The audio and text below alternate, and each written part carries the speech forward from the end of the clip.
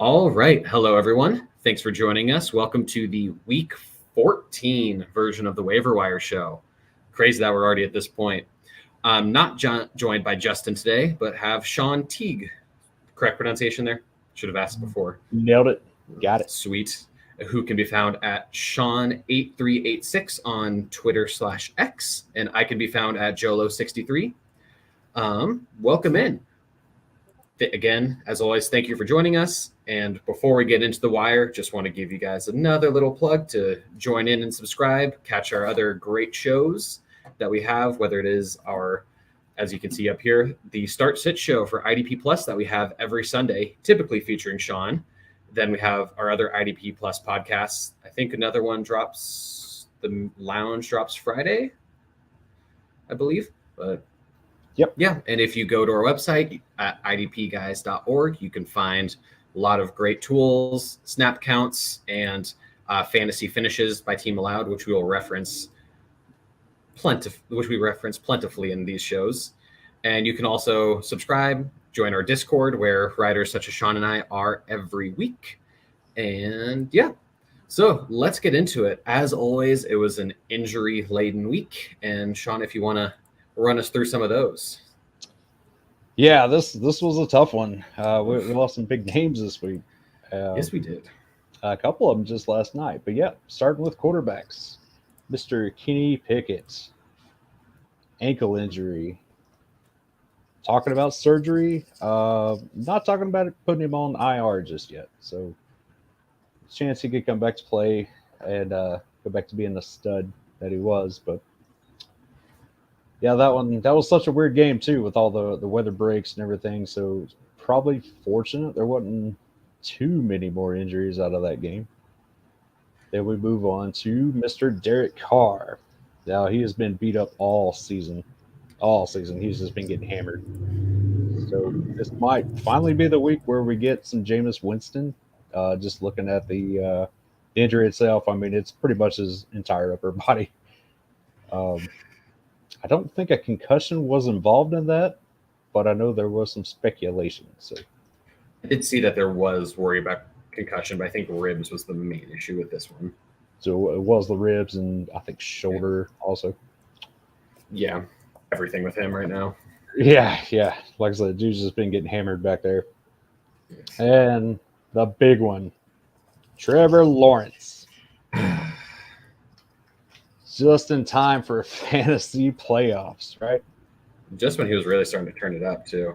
Yeah, he was getting the rushing touchdowns were coming in. The whole offense was clicking, and it looks like a high ankle sprain. Now he has not been ruled out just yet for this week. It's probably ambitious to think he will play. Yeah, especially with them being on Monday night this week, that'd be tough. Short week. So yeah, do not count on him. Like I said, he has not been kicked out just yet, but get some backup plans ready.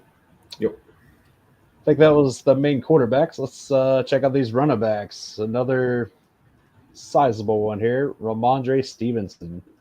Again, another ankle injury. We're looking at multiple weeks, according to this one. I think I know the full severity of that one, but another tough loss. I wouldn't be surprised if they just shut him down for the year, just with where they're going. And yeah, there's no reason to. I did see that IR was possible for him, but there's no reason to keep him going.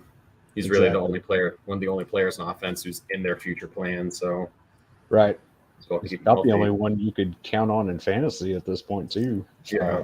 And you wouldn't count on the one line, name, which we're going to bring up in a little bit, which is kind of gross. Oh, hey, you know another one. All right. Yeah. Shadowing. The King Henry. There's been a lot of back and forth on this. Concussion, not a concussion. Concussion, not a concussion. So they're treating it as if it is. So I'm going to assume it is a concussion. So definitely going to have to monitor his status throughout the week to see, if he's going to make it back or not. And Mr. Brian Robinson, hamstring injury. Now, Washington is on a bye this week. I think we're on the last buys here. I believe so. Hopefully. So he gets a little extra time to get healthy. I don't know how bad that hamstring is. He could miss some time. Zach Charbonnet, knee bruise. This one being on Thursday night. I don't know if he's got a chance to play this week. I don't know the severity of that one either. Yeah. It's tough with doing this on Tuesday. Just all the injuries are still to be determined, but Right. I'm not sure what Kenneth Walker's status is either. So it could be seeing like a DJ Dallas and Kenny McIntosh show. That'll be fun. That'd be something. All right, I think that was pretty much it for running backs. Let's another big one here. Wide receiver Tank Dell, fractured fibula. Such a great rookie season going on down there in Houston. Sucks to see this one, especially this late in the season. And yeah, he was popping off. So that one hurts. Marquise Brown, heel injury. That one, yeah, that was like crazy Pittsburgh game. So, like I said, weird game. Don't know his severity there, but he hasn't quite been clicking just yet with what's his name, Kyler Murray. All right, Mari Cooper, concussion. Again, that's a funky offense right now. He's been a little hard to trust anyway. Concussion definitely doesn't help him any. Doesn't necessarily mean he's out just yet, but yeah, typically if he's in the ends up actually being in the protocol still today, that's not a great sign. Mm-hmm. Only seen a few instances this year where someone's been injured, had a concussion, been in protocol in that week, and then actually still played. So that scares me, because that's brain injuries, still after we've seen what happened with Tua, the seizing up and all that good stuff. I don't want to see that again. Don't want to mess with that. Don't want to mess with exactly. Christian Watson, hamstring injury. That one, I believe that one's going to be a multi-week deal there. Yeah, so it seems like, and we'll get into some replacements there as well. Same with the next name on the list. Oh man, this one hurt me a lot. Christian Kirk went down last night as well. Initially a groin injury. Now they're saying muscle core, and they're leaning towards surgery on this too. So yeah, if that happens, I just saw IR is a possibility. So yes, I believe I've seen 8 weeks would be probably the earliest you can come back from that type of surgery. So God, it will take a deep playoff run. So go ahead and get ready that he may miss the rest of the season for us, which is a bummer. He has led many of my teams. Has he? That's unfortunate. Yeah, actually have him and Trevor in quite a few. Brutal. So that's not ideal for sure. All right, tight ends, we got Tyler Higbee, head concussion. Again, concussions could be out this week. So many. Yes, that's what it is, right? Concussions or knees. Yeah, and on the defensive side, we have some more. Looks like most of these I haven't seen. At least I have not seen much aside from Jeffrey Simmons, the Titans D tackle, who's probably going to miss a few weeks with a knee injury. Have you heard anything else on that one? It's looking like he's going to be out several weeks. Again, a possibility they could shut him down with as bad as their season is. So there's 4 weeks left of typical fantasy seasons. So yeah, anyone placed on IR at this point is done. And it's just a shame to see. TJ Watt also had an ankle injury. Them being Thursday night this week puts that into doubt. Similar with teammate Landon Roberts. What was his injury? His was it knee? Sounds right.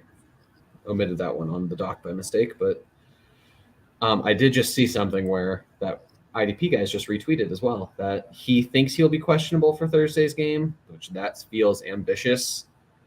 So is that for Landon? Yeah. Thank you for getting me clarify there. I don't trust that. We'll see him though. No, I wouldn't either. Elsewhere, Jordan Brooks had an ankle injury, left the game. We'll touch on a potential replacement for him as well, briefly. Jerome Baker, adding to the Dolphins injury list, knee injury. Nate Landman with the Falcons, also a knee injury. Cam Taylor-Britt was placed on IR, or is going to be placed on IR. I saw for the Bengals. Yeah, that's a bummer. Yeah. Drew Tranquil for the, almost just said Buccaneers. That was, I don't know why that almost happened. Chargers would have made sense. He was there last year at least, but he left early with concussion. We'll touch on the Chiefs linebacker room in a minute as well. Rounding out, AJ Terrell had a concussion for the Falcons. Pat Surtain did have a little knee injury, but came back. Minka Fitzpatrick, continuing his injury-riddled year, broke his hand. Not sure if he's going to be able to play through that at all. It seems weird. I know like a Denzel Perryman, and there was another linebacker who we mentioned last week, I think, who was playing through a club, but I can't remember, with a club on their hand, but can't remember who it was. Then Brian Cook on Sunday night had a pretty nasty ankle injury that actually initial sights seem like it wasn't a break or as bad as it looked, but he is going to miss some time. And as always, please ask questions. See, there are a few in here right now, and we will get to those once we get to their respective position groups. So thank you guys for holding on to those. We will get to them. Before we do get into the waiver wire, let's touch on bye weeks. And reminder to check for the second to last time players of teams who were on bye last week to make sure that no starters had to be dropped for teams that were on bye, which were the Baltimore Ravens, Buffalo Bills, Chicago Bears, Las Vegas Raiders, Minnesota Vikings, and New York Giants. So it was a big bye week, a very late bye apocalypse. I know it really screwed me in a couple leagues. I've been very Raven heavy this year, so that hurt a little bit. But and then this is the last week for buys, it looks like. And there are only 2 teams on bye because why not? Scheduling is super weird this year. And those are the Cardinals and Commanders. So not a huge amount of relevant names there, especially on the IDP side. So that's pretty convenient. Alrighty, I guess let's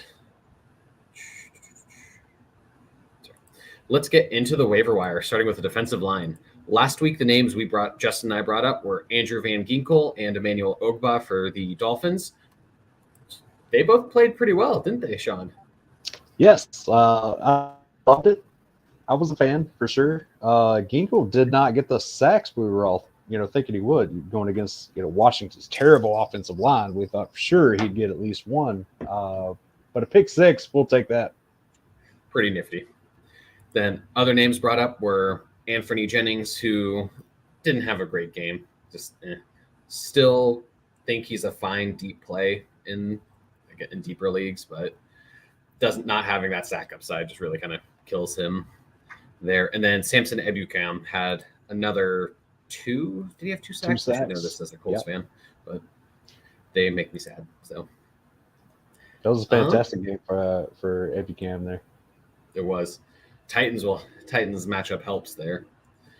So first name we'll touch on this week is Kobe Turner for the Rams. Do you want to talk about him at all, Sean? Hey, he's been coming on strong. He's been fantastic. Playing time's been going up. Playing next to Aaron Donald does wonders for anybody's career. And apparently Byron Young too. Just a couple rookies going crazy. Yep, Byron Young's benefited. Michael Hoyt's benefited. So what's he got? 3.5 sacks over the last 2 games? Yeah. He's looking like the future out here. Yeah, Rams have done a great job just hitting on late round dart throws, and they've been doing that really even in the F them picks era. They were still rushing. That's all they had, right? Yeah, and they were doing a great job. Even if they have 100 swings, they were still hitting on getting a very high average there with those later rounds.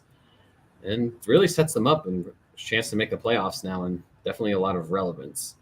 Other D-line name to bring up is Jonathan Grenard the second edge rusher for the Texans, though he actually has been the sack leader for most of the year. I believe still is, even though Will Anderson's really been getting a lot of production lately. Yeah. But he does have 4.5 sacks over the last 6 games, which was when their bye week was. He has been a very hit or miss. It's been the majority of his production has been in 3 of those 6 games. But for a secondary edge rusher, you're probably playing as like a D-line 3 or a DE2, depending on your league format. I think it's a very good upside shot. They have a matchup with the Jets this week, which is pretty dang juicy. Can't block anyone, can't throw the ball, but they have to because they are good. Shame for that defense. This really could be another 13-6 sort of game, especially with could be very ugly. Down. It could be ugly. But yeah, I do see a defensive line question here regarding the aforementioned Michael Hoyt. So didn't have any tackles last week, which was surprising. He's been doing pretty well overall. But which is weird as a 300-pound defensive end outside linebacker. But even with how good he has been doing, I would still take all of these names over him, except maybe Quinnen. Let's see how Quinnen has done the last couple. I know we brought him up a couple of weeks ago, and since he hasn't really done much, but yeah, I don't think he's doing much. Where are you at on this one? Yeah. I'm not starting Hoyt over Jones, Anderson, or Matabuke right now. Yeah. No, I would drop him. And even if this is like a second D lineman, actually, I'm still taking him over Quinnen Williams at this point. Quinnen has had a sack 3 weeks ago against Buffalo, half a sack the week before, and half a sack in week 4 with 4 tackles seems like his average. So yeah, it's if you can. I know Hoyt has DT versatility in a lot of leagues still, or at least D-line. So if you can get an edge rusher for that, I'm going to play that over Quinnen at this point. As crazy as it sounds. Hey, absolutely. And he's playing, lots of snaps too. It's not like he's, a rotational guy. He's a full-time starter. Absolutely. Can you imagine 3 months ago saying that at this point you're going to start Michael Hoyt over a healthy and full-time rolled Quinnen Williams? Man, what a season it's been, right? Absolutely insane. And with that, let's get into, if my mouse would work, there we go, into the linebackers. So last week, some names we touched on were EJ Speed, the now linebacker 2 for the Colts, who ended up leading the team in tackles against the Titans. So sweet. Pete Werner ended up being inactive, so not much we can do there. Nick Morrow also had a very good fantasy day. We'll touch on that a little bit more in just a second. The last name we brought up was another name is the first name we're bringing up today, which is Servosier Dennis, who also was not a healthy scratch, but it was a last-second scratch last week. Was ill. Illness. Should be back. Yeah, with Devin White and Levante David both still hurt, Dennis should be the guy to play. So, assuming he is better. Yeah, it was just an illness, I think is what I heard. He's expected to be back. And possibly Levante David, which you got to monitor his practice reports this week. Who ended up actually playing for linebacker for them last week? J.J. Russell. And Ryan Neal. Actually came down and took over some linebacker. Okay. Yeah. Ryan Neal, who we've talked about a bunch. That's where his inflated. Yep. Yeah. And some other linebacker questions in there. One we will hit on in a sec. Another name to bring up, how we discussed Landon Roberts was injured. Michael Walker is his backup and potentially the linebacker one, at least this week. Again, with this being the Thursday night game, which is an absolute barn burner against the Patriots. See the over-under for that game is 31.5. It's got to be 7. God, it's so gross. I don't think the game is going to be ugly. Scored in 2 weeks. Yeah, I think I saw something where they've allowed less than 10 points in 3 straight games and are 0-3. And then That's heard so something bad. that this season, I think when a team allows less than 10 points, they're like 51-4. Wow. And the Patriots have 3 in a row of those. Oof. Yeah, so this is going to be a gross game. It's going to be Mitch Trubisky versus Bailey Zappi. It's going to be a lot of time on the ground. Walker has been ramping up a lot. He played 96% of snaps this week and had double-digit tackles. So especially if Roberts doesn't play, Walker's a very good play. Zappi's only going to throw short over the middle, and they're just going to try to pound the ball with Zeke. So, which spoiler alert there, I guess. Another name to bring up, and this is timely with Will's question here about Shaq Leonard. Yeah, this is the name, like we talked about. Morrow had a great fantasy line, but he was absolutely atrocious on the field. He was in a blender the whole game, which was kind of expected. But so I have been very critical of Shaq Leonard, even as a Colts fan, for his entire career. I thought he's always been pretty overrated and very much just a chaos merchant. But he's an upgrade over Morrow, at least on field, even as a very limited version of himself. And he is someone we do suggest as a pickup. I'm curious as to how much he actually plays. I figure he will kind of play similar snaps in situations like Cunningham did, but you've seen it in Indy, all year where he was coming off on the money downs. Yep. So he was only a 2-down thumper at best. Yep. And he was still losing a lot of those snaps to EJ Speed. So exactly. So it's not a great situation. But it's one I would definitely pick him up just in case. I wouldn't be playing him this week, even against Dallas, but even just pick him up and see. And if he does end up taking a lot of snaps away from Morrow, or even if there's a split there, he could be a steal pickup at the end of the year. Then there's another question in here, regarding injured linebackers with Jordan Hicks and Nick Bolton. Bolton has been a little. Andy Reid earlier today was very iffy on if he would play. Says that it was kind of just play it by ear, see what happens. And that does bring us into the last name we wanted to just bring up, which was Jack Cotrane. I have no idea. Who stepped in for Drew Tranquill and had 7 tackles, 2 for loss on Sunday night. So this is one of those I probably wouldn't spend any priority or fab on tonight. But if Bolton doesn't end up being active, might as well pick him up and can plug him in. Against the Bills team, who have been a middle of the road. I think they're 18th best matchup for linebackers, which is, it's fine. So, yeah, I don't see any other linebacker questions. Have you heard anything on Hicks or Bolton more than me? Just optimism that Hicks will be back sometime this season, which is a very coach answer. So I'm not trusting it. Keeping backup plans running. I mean, that's prepare for them not to come back. That's the best way you can do it. And if they do come back, then boom, there you go. Yeah. Bolton, even if he's back this week, I don't think he'll be back in that full-time role. But when he is back in 2 weeks, I would expect him to be fully back, and you can probably start him as Nick Bolton. But that was already a reduced level. So he will probably go off about the time your team is eliminated. Week 18, he's going to go crazy. But then checking one thing, the Vikings. Ivan Pace still is leading that room. Make sure there wasn't anything crazy that happened. Yeah, so Ivan Pace is still the guy to go with there. And really, Anthony Barr and Troy Dye are seeing less than 40% of snaps each. So not really worth it. Ivan Pace is the one. Yeah.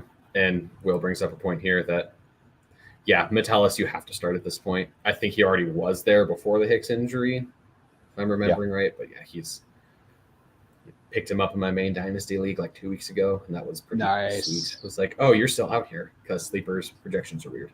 Wow. That shouldn't have happened. No, I was like, oh, this is nice. And Yeah, I I do mean- see we have a lot of defensive back questions, which we will get into after we talk about the defensive backs. I guess before we do that, did you have any other linebackers you wanted to bring up, Sean? I don't think there's anything at this point that can't wait a little bit. Yeah. Oh, one defensive line name that you brought up to me that I forgot to talk about earlier there. Grover Stewart is back from suspension. If you're in a DT league, a multi-DT league, sure. It's He it's wasn't going to be doing matchup great. based. No. He wasn't doing great, It's but you know, we just something to lost. keep an eye on. We just lost a defensive tackle or two, I think. So Yeah. it's still going to have to Keep be an a eye deep league. Yeah. Yeah. But so into the defensive backs, which last week we discussed. Oh, what? Those are running backs. There we go. We said Jalen Hawkins for the Chargers, who didn't do much. Happens. Their defensive backfield's pretty in flux all the time. Kayvon Wallace only had a couple tackles, but his role still was there. Probably another a week early sort of thing. I'd still think our process was right there. Just didn't happen to work out this week, which DBs are weird with that. Yeah, well, the linebackers showed up this past week, Yeah. so you know Yep. they ate up all the tackles. So I think Wallace should be good to go the rest of the season. Yeah, I'd agree. Then the last name we had brought up was PJ Locke, who we weren't sure how that role was fully going to look, and he had, what was it, 99% of snaps? I think almost all of them, if not all of them. Yeah, it so was high. we do have a question with him from Fantasy Sports that, yeah, so PJ Locke we still think is a good play for the next 2 weeks while Kareem Jackson is suspended. When he does come back, I don't know what they'll do. I feel like it kind of depends on where they're standing in the playoff hunt. But That's fair. I would like to see Locke keep that role. Yeah. Jackson's been suspended twice now. he's hurt the team a lot too. How many Yeah. personal fouls does he have? Yeah, he's hurting the So team. many. He's hurting opponents. He's a liability for sure. Yeah, when Kareem Jackson does come back, I would not cut PJ Locke. Maybe when start him that first game, Jackson's back, but yeah, definitely would hold him. So the names we want to get into are Mike Edwards first, who is the injury replacement for Brian Cook.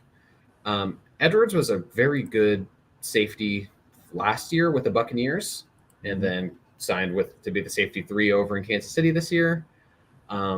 He did end up playing 81% of the snaps this last week after Brian Cook left. I think he played every snap afterwards. Don't have that exact data there, but it was, I think, every snap or that sounds the right. far majority of them. While Brian Cook has been only playing deep safety this year, Mike Edwards actually has been playing a lot more in the box, even when he's been on the field with Justin Reed and without Brian Cook. It's been close to 40% of his snaps have been in the box, maybe closer to 50%. So I do think that he will, and that's the role he was in with the Buccaneers last year. So I do think he will see some more box work than a typical free safety would. So it does cap Justin Reed's upside a little bit, which sucks. But I think with Tranquil being injured, Mhm. Bolden uncertain. Yep. They're getting thin at linebackers. So when there's not very good linebackers in front of you, the safeties usually get to eat up those they can tackles. feast. Yeah, and with the Bills matchup this week, Should be a good week. yeah, I definitely would be willing to play him this week right out of the gate. Yeah, there's very little other competition for snaps. I think Shamari Connor, was he the other safety, or is he their fourth corner? I think he's the other safety. Yeah, sounds Yeah, right. and he has played 23 snaps over the last 2 weeks combined. So I still think he's the reserve. He's the reserve. So Right. Last name to bring up for DBs, Jimmy Ward for the Texans. We've brought him up a few times, but now that he is back from his hamstring injury, he's back into that full-time box role, killing Jalen Petre's upside and floor, but helping out their defense a lot. He has 6 tackles again this week, which he's done 5 times in his 6 games. So high floor, low ceiling sort of play. He had the big game-sealing interception there at the end, too. Yes, he did.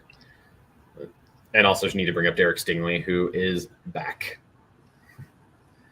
Yeah, that's more. I don't like playing boundary corners, even in cornerback leagues. Try to avoid them, but just volatility. But big play run, he's an option. That's fair. Desmond King came back in that game as well as the slot corner. Yep, kicking Javier Thomas to the curb. Yep. I know they're getting healthy at a good time.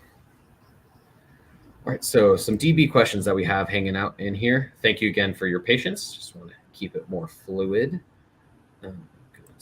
So first one from Will. Would you pick up Cam Bynum, Josh Metellus, or Keyshawn Nixon, who does have those return yards, and play over Reed Blankenship or Dax Hill? That's a fun group to be able to choose from. Yeah, I can't believe the first 2 are still out there, to be honest with you. Yeah, especially if you're playing multi-DBs already. That's crazy. I like Metellus over Hill. Yeah, I think I do as well. Nixon, I think that kind of depends on the return yards, like how much you actually get. But also, and I know Will does play in a lot of best ball sort of leagues, so does that change it for you at all? I still like Metellus with that linebacker role he's playing. He's definitely up in the box, and I think Dax Hill is losing some of those. I'll double check those numbers Battle real quick. Yeah, I believe Battle's playing more up close now. So, I mean, Dax Hill, he's big play capable, just not consistently. And just looking specifically at last night, Hill actually played more snaps in the slot box area than Battle did. Okay. But yeah, about 10 more snaps. But they both played. And he played about 10 more snaps than Battle. So they're I still think pretty interchangeable. It sounds like. Yeah. I think I would go Metellus over Hill as well. Nixon, I think that one's really going to depend on if you're getting like 1 point for every 10 yards for return, like you are for receivers and running backs, then that's going to make it tempting. Very, very tempting. Yeah, I'm with you. Yep. Sweet. So other question in here is some guys that we have talked about with Jordan Battle and PJ Locke. Though, you have them on the wire. Would you drop any of Kyle Hamilton, Dax Hill, Minkah Fitzpatrick, or Jalen Thompson? Hamilton and Thompson, I'm not touching. I'm not cutting. They are very big. Yeah, they're locked in. Yeah. Minkah with an injury, I might be okay cutting him. Yeah, I would be fine with that. Yeah.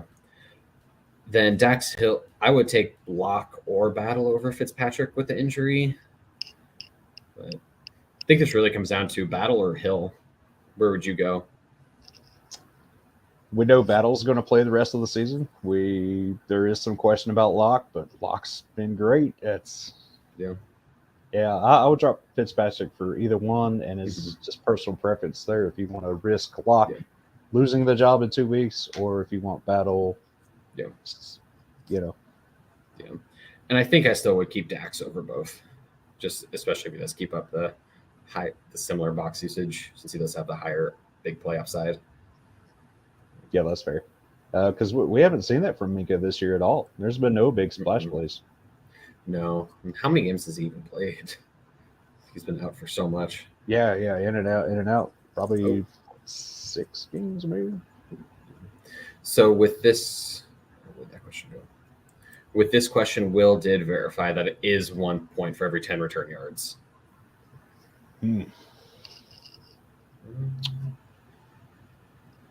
What's Blankenship down here lately? He's in a bit of a slump, is he not?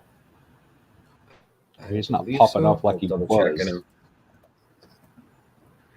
I believe that's correct. No, he has 26 tackles over his last 3 games, or the last 3 weeks. So Still not No bad big at all. plays. Yeah. Yeah. I don't think I would cut either of these guys, or I would take Metellus over Dax Hill, but I He's still the still top think guy for me. yeah. Though that does definitely move Nixon into the second of your third waiver guy with these 3 waiver guys. Yeah. I do see there is one offensive question in there. We will get to it as we start getting into the waiver wire. And just a reminder, keep shooting in your questions, even if it is for defensive players. We will get to those at the very end. So last week, our quarterback that we brought up was Kenny Pickett, and he got hurt promptly. So unfortunate, but sounds about right. About the time you brag on a guy, he goes down. yep. I'm going to put that one fully on Justin because he's not here to no, but that's perfect. The logic there with the Arizona matchup, it made sense. It's unfortunate. Our name this week is someone I am very high on that I think is the best quarterback in that draft class, Desmond Ridder. Wasn't great this week, but again, that Jets game was just gross with the whole MetLife of it all, whether that Jets defense, disgusting game, absolutely gross. But he's been pretty good this year. Then the Tampa Bay matchup is spectacular. I think they're a top 5 option for quarterbacks, I believe. Yeah, that's everybody's throwing all over them this year. Oh, yeah. CJ Stroud had a day against them 3 weeks ago. With the playoff push, they need to pull all the stops out. They need to get Kyle Pitts and Drake London going, and both should be fully healthy at this point. So, yeah, I think Ridder's a good play this week. Don't have him as a quarterback 1 or anything, but if you do have some injuries, if Trevor Lawrence was your top quarterback, I'm willing to add him in here for spot start or as your QB2 in a super flex league. Yeah, you could definitely do worse. Yeah. Running backs. Last week, the names we brought were Zach Moss. Didn't have a great line, but he has the role as long as Jonathan Taylor's out. So, yep. Yeah. Then the other 3 names we gave were Royce Freeman, Michael Carter, and Dearness Johnson. They're all just handcuffs at this point. So take that as you will. Reminder to always grab your handcuff because our names this week are all handcuffs who might have the full-time role for a little bit. First one is Zeke Elliott. With Mondre down, he's really the only running back in the room. Jermichael Hasty sounds like is the 2 right now. Yeah, I heard that as well. He's a bit intriguing, but you're going to have to be in a deep league for that. Yeah. Over the past 2 weeks, Mondre's had, I think, 50, or not this past week, but the 2 weeks prior Ramondre had 50 total touches and targets. So, or touch opportunities, I guess. So Zeke has a lot he could take over, and he's still been getting 10 carries and 2 targets a game, something like that. Yeah, he's fully involved. Where they would switch out every so often, just a whole offensive run. Just It's definitely one of those. Might pick up those third down receiving plays, I guess. He could, but Zeke is still such a good pass blocker that it'd be hard to take him off of that. Yeah, absolutely. I'm not rushing out to get Hasty. I'm just saying, no. It's something to keep an eye on, depending on how Stevenson does progress. Yeah, I would agree there. Does progress. Next handcuff running back we're going to bring up is Kenny Gainwell. DeAndre Swift left the game late with, I haven't even really seen what his injury was. Was it a knee? I don't think they ever fully said. Yeah, it was weird. And so with that, we don't know how severe it was. Gainwell did have a pre-Swift's early breakout, and before he then fell back to earth. Gainwell did start as the running back 1 way back in week 1. But yeah, and in the first 2 games, he had 14 carries and a couple targets. So should expect to see some similar production there. And on a good offense, and if Jalen Hurts is banged up and running less, thumb injury for Swift, looks like. Oh. Interesting. Yeah. Mm. He's one to monitor. Even if Swift is back, I do think that backfield does end up being closer to a 60-40, 50-50. I do think Gainwell has some flexibility. Yeah, this would be the time to cuff him if he is still out there. Also, one of those things where there isn't much data to support specifically, but the Eagles love Gainwell. This is when he really started taking over from Miles Sanders last year. Yeah. I know in the playoffs he was the top guy, and as it's getting to crunch time, I can really see them turning it to Gainwell more. Since DeAndre Swift, as talented as he is, has never been trustworthy. Well, though, you may want to save him for playoffs as well and start phasing some of these offensive weapons out, just to kind of rest them up too. So that's something we got to look at with these top seed teams, especially with the Eagles having it kind of locked up. I don't think it's fully locked up, but no, I think they're only a game. I think if Dallas beats them this week, I think Dallas actually has the division lead or a tie for it. I think, or are they another game behind? I didn't realize it was that close.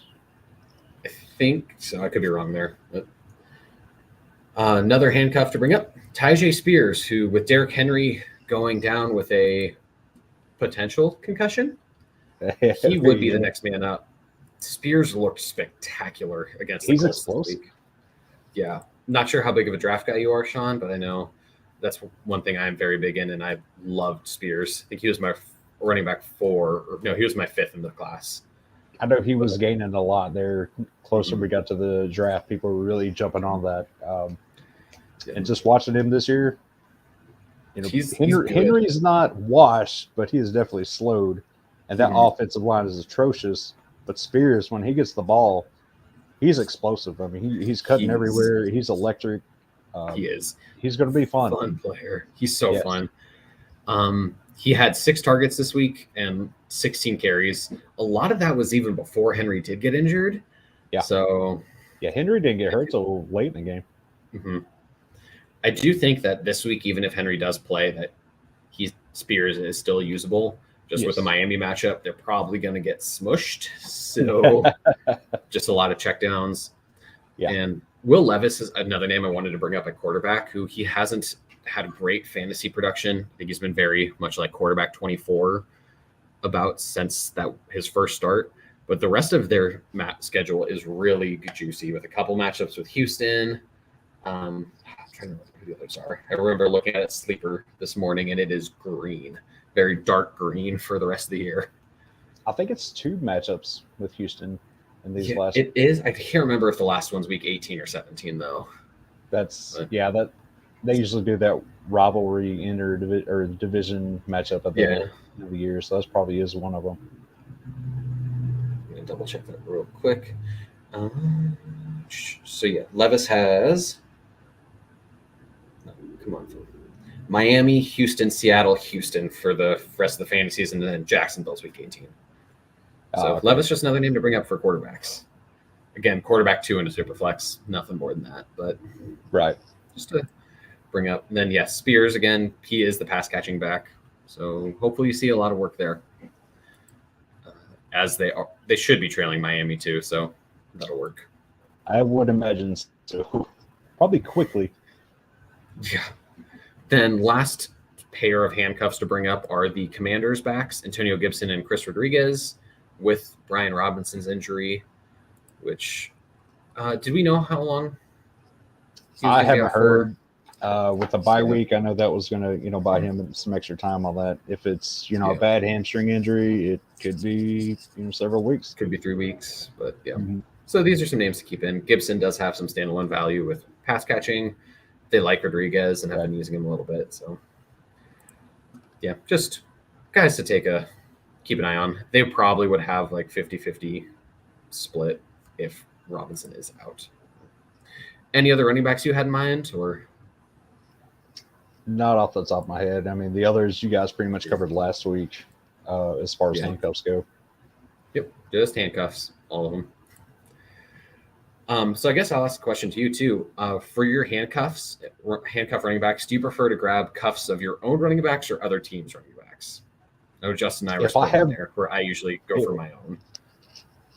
If I have the room, and if it's a player I'm really worried about, then I will take my initial, my backup.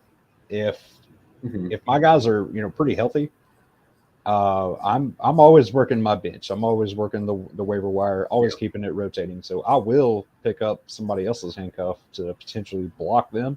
Mhm. And if I do lose Yeah. my guy, then I still have a potential starter there as well. So Yeah.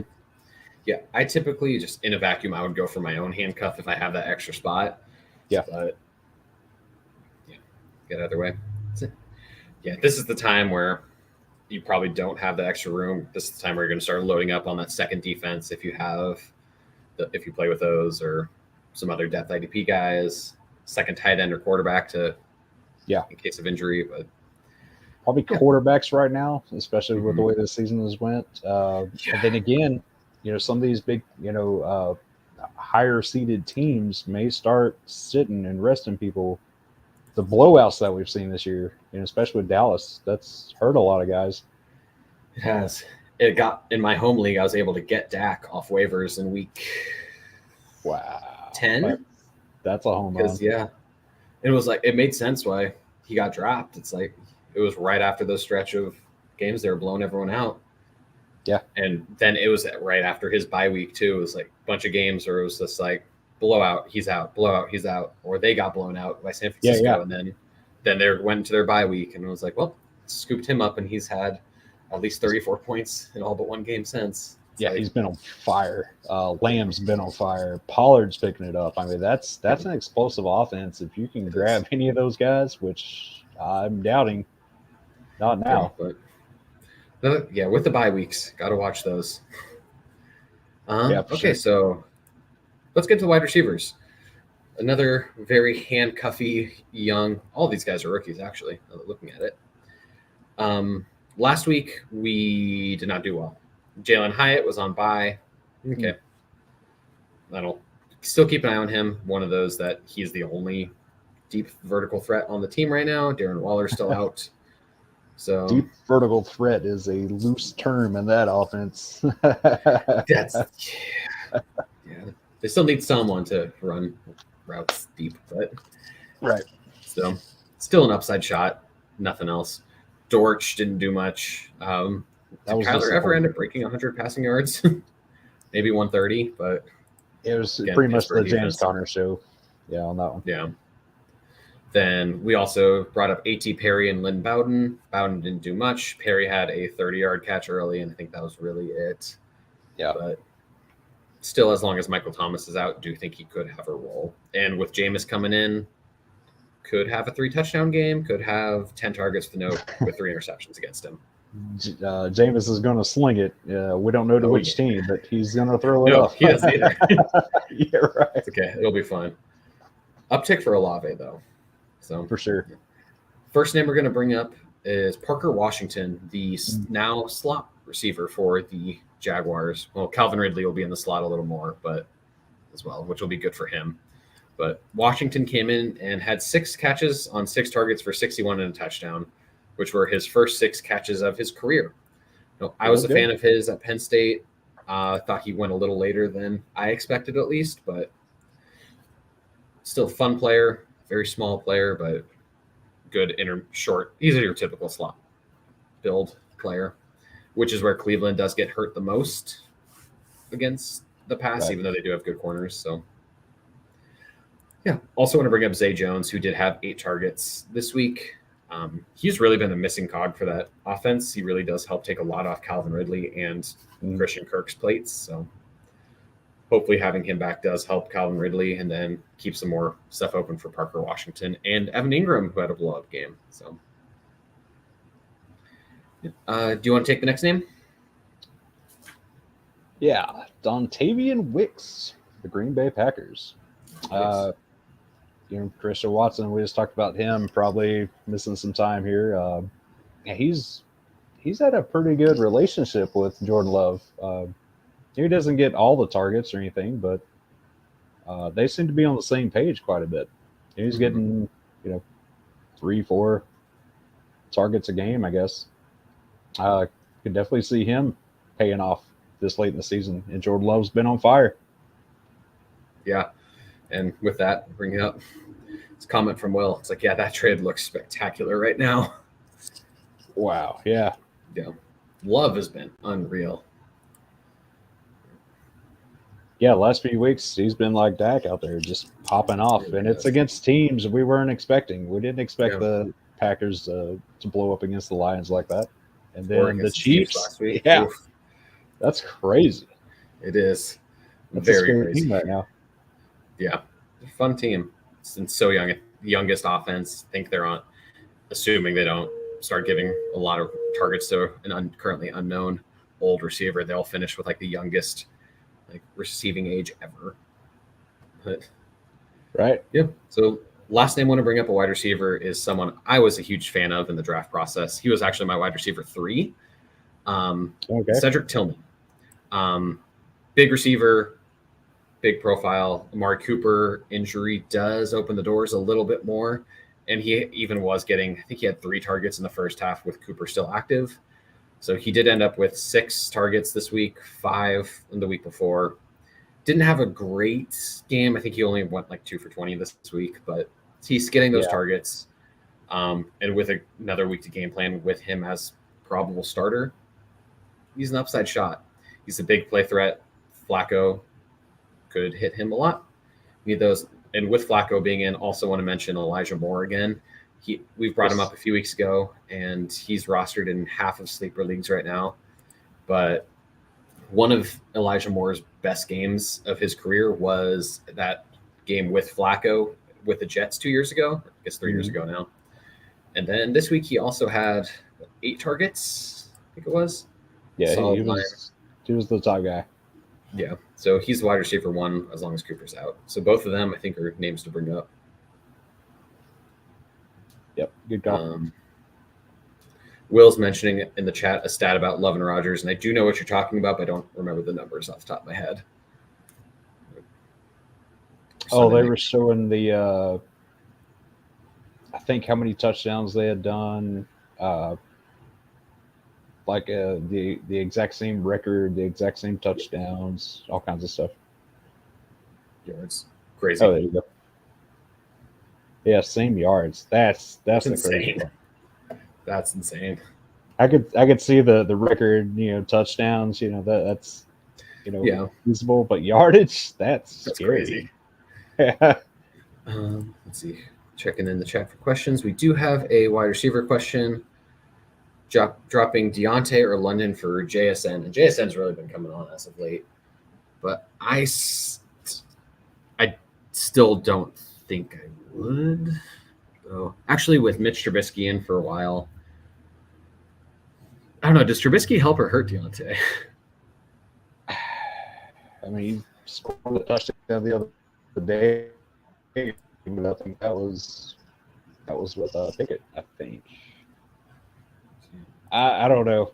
I would definitely try to find a way to get JSN on there, but I mean, his upside's higher than both of these guys, I would think. Probably, yeah. I think I would be willing to drop Deontay for him. London, I still good player. I believe in Ritter, and hopefully that offense just kind of figures their crap out and gets it to their good players, which we've been saying for however long Arthur Smith has been there. But yeah, I feel like London has probably the better schedule, just looking at the divisions that they're in. So I think I would drop Deontay Johnson. I assume this is all redraft anyway. It would have to be. Yeah. He wouldn't be out there. Yeah. I would probably make that because Seattle is going to have to fight to get in the playoffs, or you're going to stay up there to stay in the race. And I think JSN will be a big part of that, especially with Metcalf going off. That's going to open up a lot more passes underneath to him.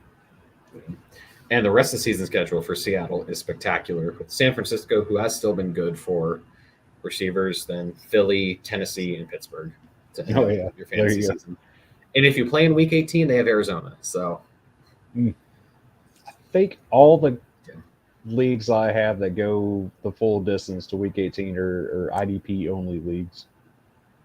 I don't know any offensive leagues. Yeah, outside of like best ball, but that's different. Oof. Okay. So last position is tight ends. Last week, our suggestion was Tucker Kraft, who went 3 for 37, 6 targets. So Not bad.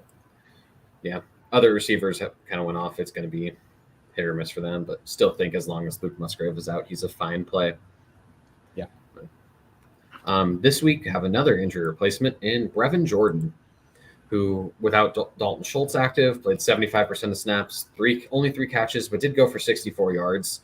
Going to see a lot more 2 tight end stuff with Tank Dell out, especially since Robert Woods and Noah Brown have also been banged up throughout the entirety of the season. And Nico, I think, missed a game or 2. So there's a lot of injuries in there. It just makes sense. O-line has been regressing a little bit, so kind of get the more 2 tight end sets in there to help protect a little more, even though it's not like Brevin Jordan's a blocker, but he's got some upside. He can at least get in the way. Yeah, there's another body. Yeah. Man, that Texans offense has been fantastic. Everybody's popped off at least once, except maybe Woods.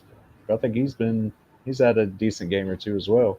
But I mean, just Collins, Dell, Brown, Schultz, Jordan. I mean, it's a fun team. I really hope they get in the playoffs. I do too, even as a Colts fan. But yeah, so that's all the names we have, unless you have other people you want to talk about in there. I do see a couple more questions we'll get to in a sec. Is there anyone else on the wire who you can think about, or any other names, matchups you want to bring up? No, I seen Tyrod Taylor was looking at coming back. They said Tommy DeVito is going to be the starter. So if you're that desperate at quarterback, some names to keep an eye on, I guess. Super flex leagues. Yeah, you're fully deep there. Did we talk about another wide receiver, Jonathan Mingo, led the team in targets this week? Something, but yeah. Jordan Brooks is that expected to be a long-term injury? Oh yeah, thank you for reminding me. When I was doing that write-up, the post-game, I did not see much on it, though. I haven't seen anything since. Was initially said to be probable to return. Right. That's something, but Devin Bush is the backup there. It was fine in relief, but it's not exciting. But if you gotta have somebody, Nate Landman got injured too, and I think his is looking more longer serious.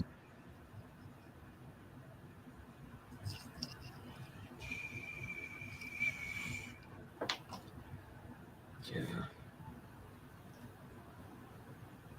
Yeah, I'm trying to find that. I don't remember what Nate Landman was, a knee injury, right? I believe so, yeah. All right. So Will does bring up another tight end name, Isaiah Likely. Yeah, if he's still there, especially after the Ravens bye, good pickup. And we brought him up after the Mark Andrews injury. Okay, so there's a couple other questions in here. Let's hit those real quick. Starting on offense, Roquan or Okereke the rest of the year. I'm still going Roquan, just that upside and the stability. I think Okereke has been a little up and down, and that team is just kind of a dumpster fire. So I'll take Okereke just to make it fun. Yeah, this is a really good problem to have. Honestly, I would probably play matchups a little bit, which, fun fact, on the idpguys.org, you can go to one of our tools, which is a team fantasy points allowed per position. So you can check that out and see who has the better matchup. Then in our weekly previews as well, we'll mention some stuff like that and kind of go from our analysis there. These two are almost matchup proof anyway. Yeah. We're could end up being a tiebreaker. 2 of the top 5 in the league right now. Yeah. Great problem to have. Great problem. Last question for corners in here is drop Diamador Lenore. Currently have Hilton, Moore, Metellus, and Hobbs. 3 cornerbacks. It's 3 cornerback league. Wow.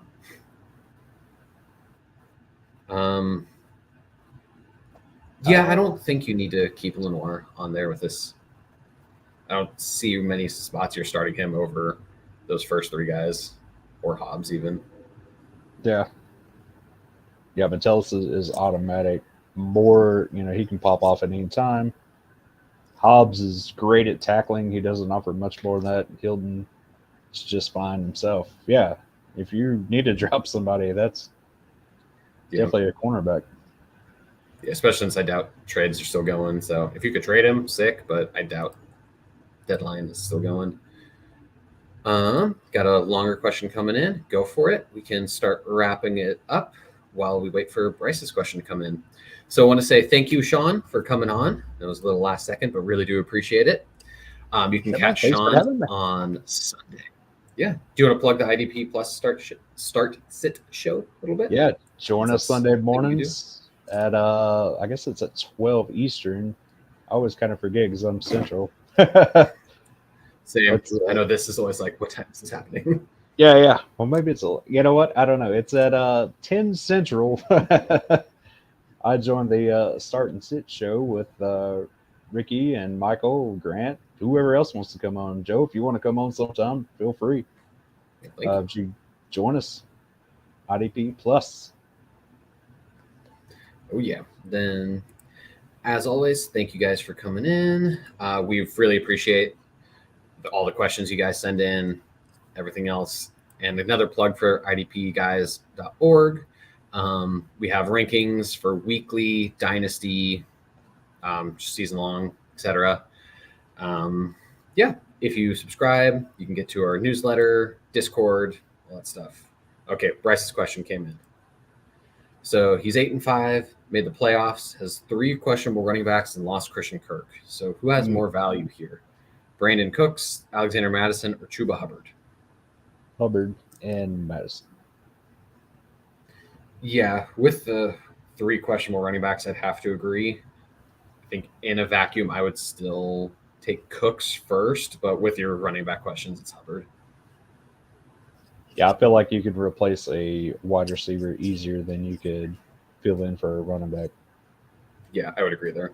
Ooh, another question. A couple names that we like to know. Marquise Haynes for the Panthers and Yaya Diaby for the Bucks. Now, Justin and I talked about Yaya Diaby for last week, but then just forgot to put him in the doc, in all honesty.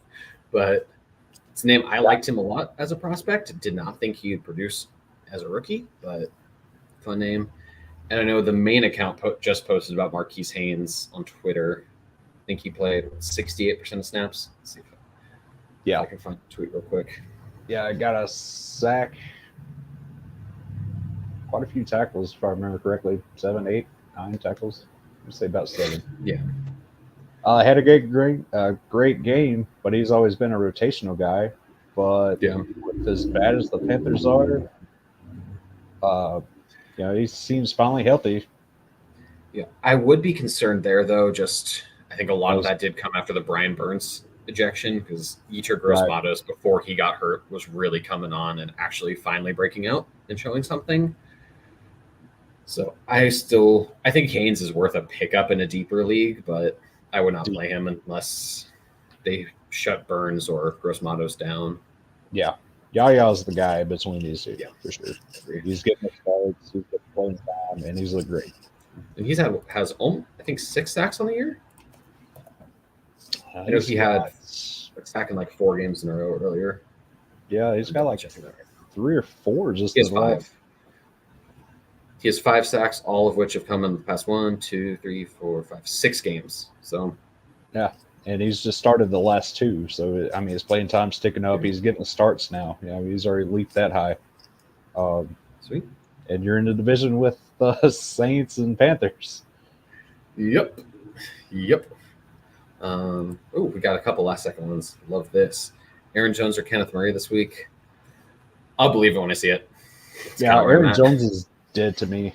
I've already written him down as a IR guy at this point because he's not doing anything. Kenneth is the guy I would keep an eye on, but I'm not holding my breath there either this week. Yeah, Murray seemed like it'd be a multi-week. Or that's not Kenneth Murray. Walker, goodness gracious. Yeah, Walker seemed like it'd be a multi-week thing. I know there was some consideration for IR for him, but if you need to pick one this week, I guess it has to be Aaron Jones, but I don't want to. So, for those of you who had Tim Boyle on your roster, he's been released. Yep. And Brett Rippon was signed. Yeah. Okay. So could see Trevor Siemian start. May as well. Since Zach Wilson doesn't want to, apparently. And if only they had like Joe Flacco or Mike White or somebody like that on the team. Right. And got one more question here before we sign off. Rashawn Gary over Granderson. Go Pokes. I'm a Wyoming alum, like Carl Granderson.